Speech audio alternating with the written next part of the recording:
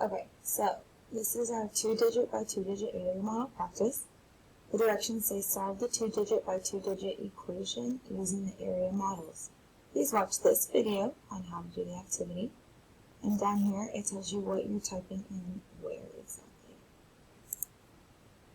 So we're going to do this one all together. The equation is 55 times 14. So I'm going to use my pen tool. And I know that 55 is broken up into 50 and 5, and 14 is broken up into 10 and 4. So those are the numbers that I'm going to be typing. My first number, which is 55, broken up into 50 and 5, will go on the side. So I'm going to type in 50 and 5. And then my second number, which is 14, which has been broken up into 14 and 4, will be broken up here, 10 and 4. So now I'm going to put my answers in these boxes. So this first box, I'm going to do 50 times 10. The second top box, I'm going to do 50 times 4. This bottom left-hand box, I'm going to do 10 times 5. And this last, and in my bottom right-hand box, I will be putting 5 times 4. So now I can go and solve. I know that 5 times 1 is 5, and then I have 2 zeros. So I know that this is going to be 500. So that's where I'll type in the box. I'm not typing in my equation, just the answer.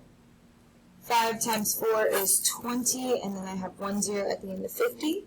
So it's 200. 10 times 5 is 50. That's one of my facts. And 5 times 4 is 20. So now I need to add these 4 up. I can either do it on a piece of paper or I can do it here in my workspace. I have 500. I have 200. I've got 50 and 20. 0, 0, 0, 0. Adding those together equals 0. 0 plus 0 plus 5 plus 2 is 7. 5 plus 2 is 7. So my answer that I'm going to put up here, that's what I'm going to be typing, is 770. Again, you can take a picture of this work, do it on a whiteboard or scratch sheet of paper, and whenever you take the picture, let's say we're going to take a picture of my work, which is going to be the cover of my math journal. So I take the picture. The way that you move it is right here with me on the middle of it. There is a cross with arrows, and you just scooch it down that way. And just make sure that it's underneath the equation so that I can still see all of your work, but then I have a picture here. So you are going to be doing slides 3 through 7 on your own.